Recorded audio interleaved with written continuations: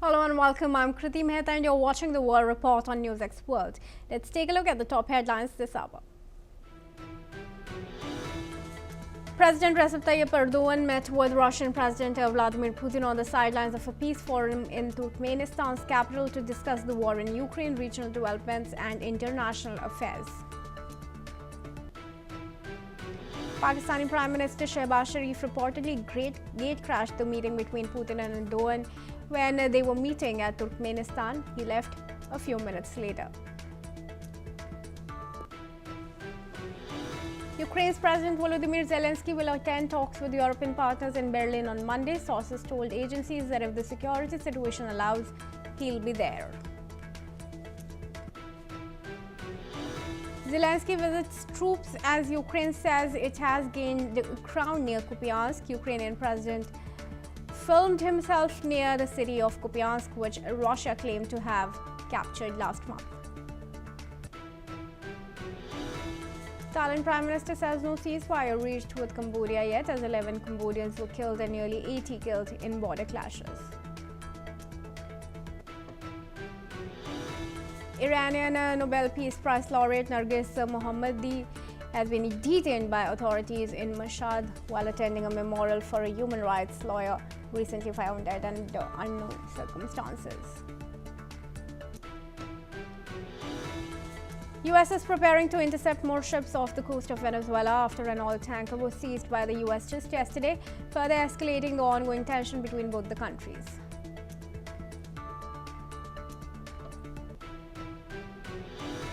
Ukrainian forces have reportedly retaken parts of the northeastern town of Kupiansk and several villages. Russian military had claimed that in November it had taken full control of the Kupiansk region.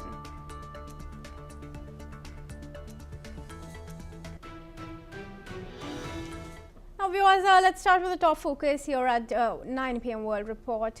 In a meeting at the International Peace and Trust Forum in Ashgabat, Turkmenistan, President Recep Tayyip Erdogan urged for a limited ceasefire in the ongoing Russian-Ukraine war. Erdogan proposed that such a ceasefire focused on energy facilities and ports could help advance peace efforts. He emphasized that Ankara is closely monitoring the negotiations and is willing to host talks to facilitate a resolution. Both Erdogan and President Vladimir Putin discussed broader peace initiatives, including ways to bring about a just and lasting peace in the war. The two leaders also touched on regional issues, including the situations in Palestine and Syria and the South Caucasus peace process. And joining me in this discussion is Matti Zweig, who's a geopolitical expert and joins us live from Tel Aviv. Thank you, Matti, for joining us here at NewsX World. Matti, it's a very key issue that Erdogan has raised with Putin to achieve at least a limited, if not full, ceasefire and limit attacks on energy stations and facilities. Do you think any progress could take place in this direction? Well, I think it's hard to see any progress because in the 28 points of Trump to get also a ceasefire, there were like 26 or 27 points towards Putin, like in favor of Russia. And even these 28 points didn't get the Russian president to say, yes, let's sit in a ceasefire. So what this is going to do now? I mean, this is very interesting because also Erdogan is talking about a limited ceasefire, okay, in the Ukraine-Russian war, targeting energy facilities and ports. And then what is he doing? Also talking in favor of the Russians, because in the actual situation of the Russian-Ukraine war for more than 1 year already, the Russians are advancing in the terrain, I mean on the ground. They are getting more and more places and valleys and rivers and little cities and all. They are conquering more and more. And from the other side, they are being hurted quite in a big way by all kinds of drones and missiles of the Ukrainians toward the ports and energy facilities of the Russians in the southwest area of Russia. So even in this situation, you don't listen from the Russian side a goodwill of sitting and getting to a ceasefire, even if it's partly right. So what can we say? Let's think that is going to be a dynamics, that is going to maybe Putin say that, yes, he's willing to do that because Ukrainians are ready to do it. They are losing. They understand they are going to lose territories.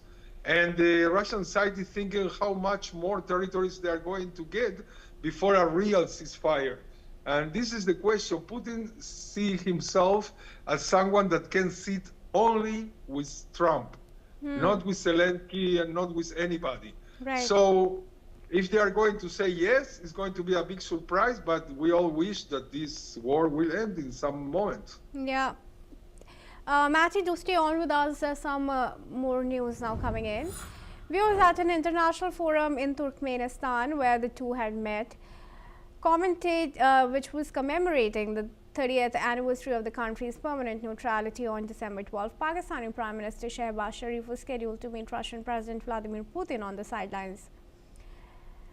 However, the encounter took an unexpected turn when, according to reports, Sharif ended up walking into a closed-door meeting between Putin and Turkish President Recep Tayyip Erdogan after his own scheduled bilateral with the Russian leader was delayed. After waiting in an adjacent room with Foreign Minister Shakhdar for 40 minutes, an increasingly impatient Sharif decided to enter the venue where Putin was holding talks with Turkish President Erdogan in hopes of securing at least a quick interaction. He said to have departed roughly 10 minutes later. The moment caught on camera has drawn social media criticism, calling it a diplomatic misstep. And Matty Zweig, who's with us, I request him to join us back. Matty, this is raising eyebrows at the conduct of the Pakistani Prime Minister. There are articles that are saying and memes are going on that are calling him at his awkward best. What do you think has really happened? Well, everyone in their own corner, let's say, they have their own interest. We don't have to forget that first, if it's a rational thinking, every country thinks about their own interest, and secondly, they think about the interest in their interaction with others. So I think all leaders today are under pressure, under economical pressure, under political pressure, and they start to go out to think some kind of international validation, and this is what is happening now. I mean, let's take, for instance, this conference in Ashgabat in Turkmenistan. I mean, this is how international peace efforts looks in the 21st century. All kind of countries that goes from, I don't know, non-democratic countries to dictatorships are trying to get all together some common effort to continue their survival mood.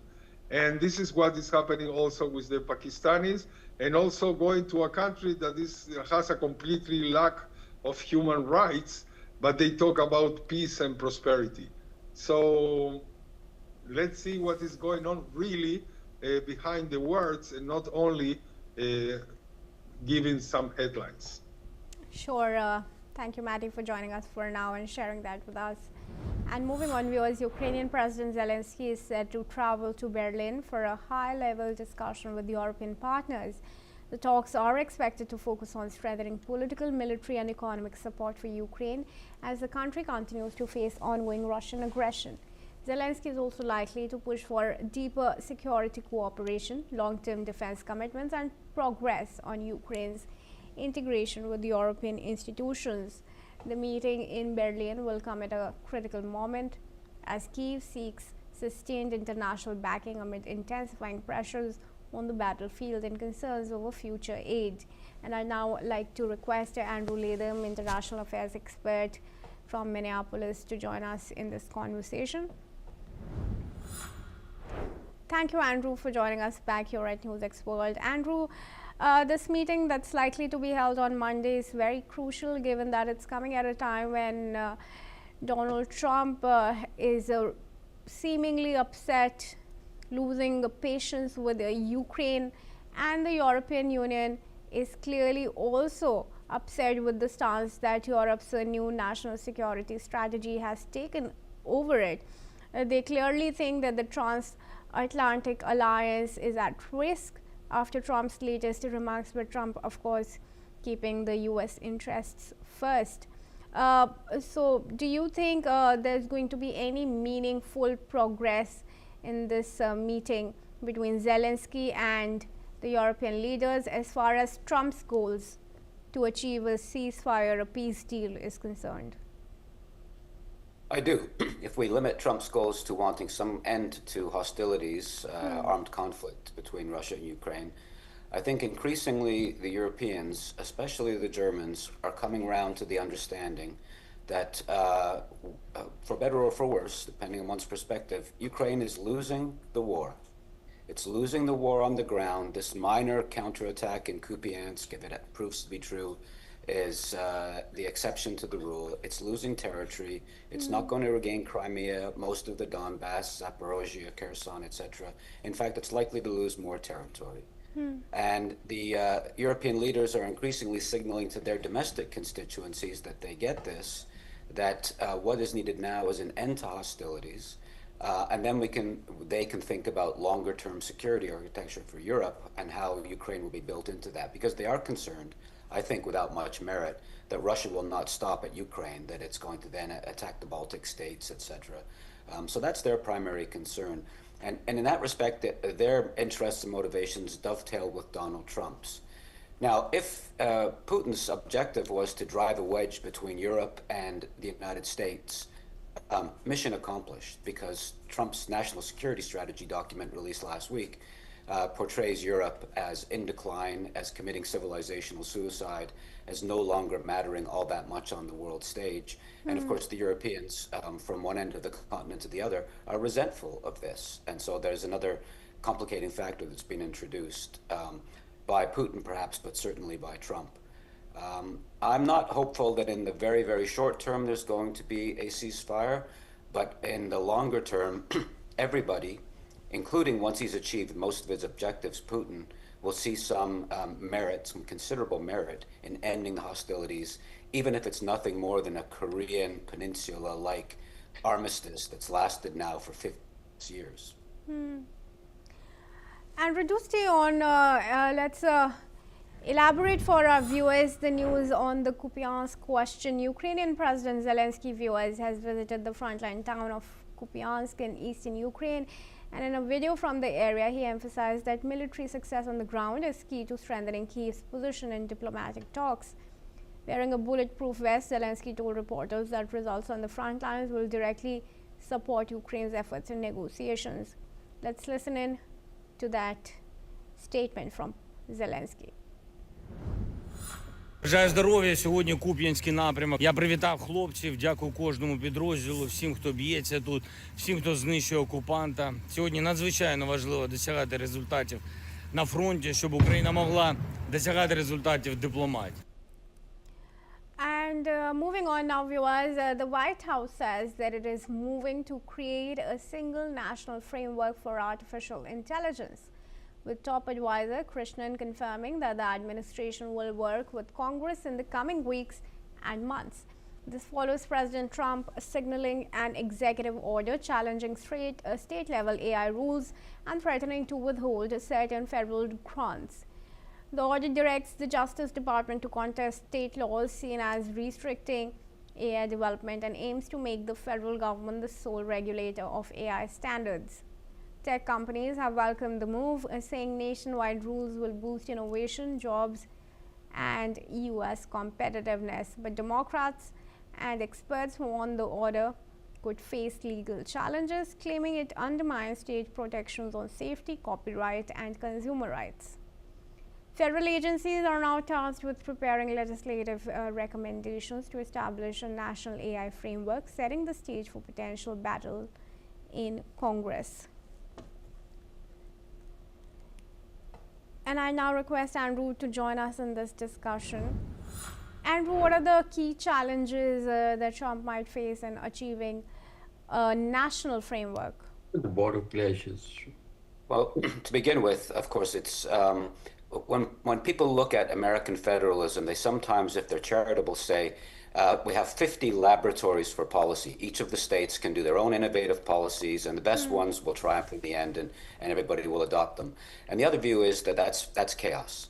That there's 50 different regimes. No firm can possibly adhere to 50 different regulatory policy regimes in a coherent and cohesive and competitive way. And so that view has prevailed in Trump's White House. The idea that there needs to be a single overarching national policy regarding AI, that's the only way that American firms can compete with Chinese firms, especially Chinese firms, but also Indian firms and other firms around the world. We can't have this chaotic, fractured marketplace at home, which will undermine our competitiveness abroad. So those are the two schools of thought here. And of course, there's also those at the state level that want stronger policy restrictions on AI. And of course, the industry doesn't want that. They want as much leeway, wiggle room as possible. And so they're favoring Trump's not only single national policy, but fairly weak national policy, which gives the firms more scope for innovation and makes them more competitive on the global stage in the long run. That's the vision that Trump is pushing. There's a lot of resistance. Industry is on Trump's side in this respect. Others who are fearful of some of the downside of AI, favor some of the state policies. And this, as is always the case, will ultimately end up being decided not just in the political arena, but probably will go to court, maybe even the Supreme Court of the United States ultimately. All right. Thank you, Andrew, for that information and for joining us here. And viewers, we now have some breaking news coming in from Thailand. Thailand's Prime Minister and US President Donald Trump have held a phone call. In a series of comments following their call, the Thai PM explained that there is no ceasefire with Cambodia yet. Furthermore, he told Trump that Thailand will protect its sovereignty and its people as clashes with Cambodia continue. Anutin also reassured Trump that Thailand is not an aggressor and urged the US President to ask Cambodia to halt hostilities. According to the PM, Trump is unlikely to link conflict to trade tariffs. Trump also expressed worry about the fighting and urged a return to a ceasefire to prevent further escalation. The Thai leader described the conversation as positive, saying the discussion took place in a good atmosphere and focused on de-escalation and stability in the region. And I'd now welcome retired Major General Gigi Dwivedi into the discussion here. He's an international relations and defense expert, joins us live from New Delhi. Thank you so for joining us here. Now, retired Major General Gigi Dwivedi, what do you think? This is interesting. Minutes after the phone call, the Thai Prime Minister is saying that the ceasefire is not achieved yet. Thailand is not the aggressor in the situation, and Trump is in fact unlikely to use sanctions as a threat. So then what is going to resolve the situation with, as far as the border conflict with Cambodia is concerned? Well, Kriti, firstly, always a pleasure to be on the NewsX World. The point is that this phone call was one of the process to bring some kind of ceasefire, but definitely it was not envisaged that this phone call will end the crisis, because the crisis is deep-rooted. In fact, when last July, the clashes broke out on this territorial dispute, which dates back to almost 1,000 years. At that time, President Trump did broker a ceasefire with the help of course, Malaysia.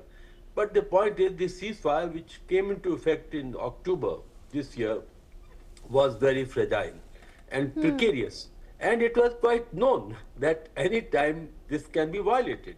So therefore, it was like a tripwire, and the tripwire has got violated, and this Sunday, the clashes started. Today is the 6th day.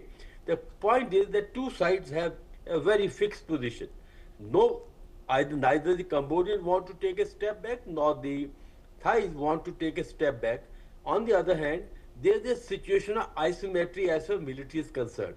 Thai forces are far stronger. Right. They have the air force. They have used the air force very effectively, whereas Cambodians are only relying on the ground forces, but primarily firing the artillery and rockets. So that's point number one. Secondly, yesterday only, the Thai chief of the army staff has said very categorically that they are going to crush the Thai forces and their ability to fight on. So that means that they have a larger plan, and this is not going to end anytime soon. Thirdly, coming to this phone call today between Thai Prime Minister and President Trump, the issue is, as far as Thailand is concerned, Thai Prime Minister made it very clear that please don't link a border dispute with the tariffs. That's point number one. Yeah. And second issue is that they have a very strong position that they will defend their sovereignty. That means that Thai is not going to give away the territory that they claim, or either going to relinquish their claim on that. So the point I'm trying to make is that the situation is very precarious, a situation very contentious. Thailand has adopted a more proactive attitude, and they have made their stand very clear that either Cambodian forces are reined in, or they will escalate this situation further till Cambodians are brought to the table or brought to the knees. So I think this phone call, well, it is a part of the dialogue, part of the diplomatic process, but certainly it has not resolved the situation. In fact, situation is where it is and could quite likely deteriorate further. Preeti. To stay on with us, retired Major General Dwivedi.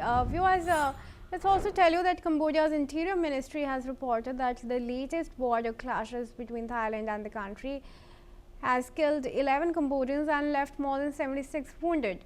The ministry has further added that the multiple instances of violent ceasefire violations along the border have driven close to 270,000 Cambodians out of their homes since the end of last week. Moreover, earlier reports reveal that Cambodian authorities have temporarily closed more than 900 schools in the border provinces, disrupting the daily routines of approximately 260,000 students as well as some 7,000 teachers. Meanwhile, the Royal Thai Army has been persistently pushing that it was Cambodia which first began shelling Thai locations in the border area on Monday, and as a result of which the Thai Air Force responded by attacking Cambodian military infrastructure. Additionally, the Thai Army has accused Cambodia of using BM-21 rocket launchers and drones to target Thai territory, which prompted them to retaliate to prevent further attacks. And I now request Major General to join us back into the discussion here. Sir, now, why do you think it is that Thailand Prime Minister has dissolved the parliament amid this conflict and called for early election? Was it because of an earlier September promise, or has the latest situation, to be related to him calling the polls early? Well, Kriti, because the current government was a coalition government, it had a coalition partner, and it appears that the coalition partner have withdrawn the support. Therefore, Prime Minister Anutin Charnavirkul had no option but to dissolve the parliament because it has lost the majority. That's the point number one. Yes, it must have had some impact on the current ongoing situation of the border, which is aggravating and which has not been under control. Second point which you have touched upon is the humanitarian crisis. You know, on the both sides, if you put together, almost 600,000 people have been displaced, especially in the border areas. That's a huge humanitarian crisis, and both sides, there have been casualties because it is not the one-sided that is actually, it is two-sided, and both sides are taking casualty. Of course, the casualty on the Cambodian side are higher because the Thai defense forces are far stronger. They have the air force, and whereas you mentioned BM-21 rocket launchers, the range with Cambodian have these equipment is hardly 15 odd kilometers. So their reach is very limited, whereas the Thai forces can strike quite deep because they have very strong air force.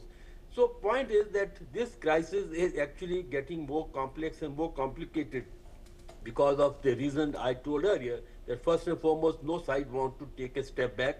Secondly, Thais are probably more proactive because they have better defense forces. And thirdly, of course, there is a crisis, political crisis in Thailand, which Cambodian may try to exploit because seeing that there is a degree of instability in Thailand, so Cambodia might be, kind of take a stand that this is the right time to actually go into more aggression. But the point is that at this time, I don't think a ceasefire is going to actually get implemented because even today, the call of President Trump and Prime Minister Thai Prime Minister has not yielded any result. It is just a protocol call, but on the ground, it has not made any difference, Kriti. And Major General, even as temples are now seeing, areas near the temples are also seeing fightings, and that has led to India also to weigh in on the conflict and urge the countries to stop. Is that going to have any effect? Already Trump's conversation has not yielded any dividends or anything positive, but will this push from India achieve any result? Well, yes, that these temples are also part of the dispute because they are right on the border and both sides have a claim on these. They are historical temples going back about 1,000 years and it has certain amount of religious connotation as well. India has, of course, pitched in and India has always been on the side of peace and we have always made an effort wherever the conflict is there to put our effort or to prevail upon the warring side. But the question is, India doesn't have so much of clout or influence to kind of bring any kind of ceasefire. Yes, we can approach them, we can sort of see that good sense prevails, but it was a diplomatic effort on part of India. And as we have good relation with both the countries, so therefore we are taking this stand. But I don't think we are able to influence the two sides for any kind of negotiation. I think more effort can be put in by the ASEAN because ASEAN, Thailand and Cambodia both are ASEAN countries, but ASEAN have a mechanism of consensus building, of dialogue, but regrettably or ironically, they don't have the capability to implement any of the decision taken. Exactly. So I think maybe that more effort on the ASEAN countries and possibly with President Trump coming in, we could hope for another ceasefire, but not a solution to the problem because until border issue resolved, this problem is not going to go away anytime soon. Kriti. All right, these discussions will continue with you, I'm sure, Major General, but for now, thank you for joining us. And viewers, moving on, let's tell you that Iranian authorities have arrested Nobel Peace Prize winner Narges Mohammadi, according to her supporters, drawing immediate international concern. Now, supporters and her foundation reported that Mohammadi, at the age of 53, was detained during a memorial ceremony for a human rights lawyer who was recently found dead under disputed circumstances in the city of Mashhad. There has been no official comment from Iranian authorities on the arrest, however. Her supporters described the arrest as violent and said other activists present were also taken into custody. The Narges Mohammadi Foundation called for the immediate and unconditional release of all those detained, calling the move a serious violation of fundamental freedoms. Mohammadi, a prominent human rights advocate who is known for her opposition to Iran's compulsory hijab laws and executions, had been on temporary medical furlough since December 2024, but continued her activism. Her arrest is expected to trigger international scrutiny and renewed calls for her release. That's all we have time for. Keep watching NewsX World for all international news and updates.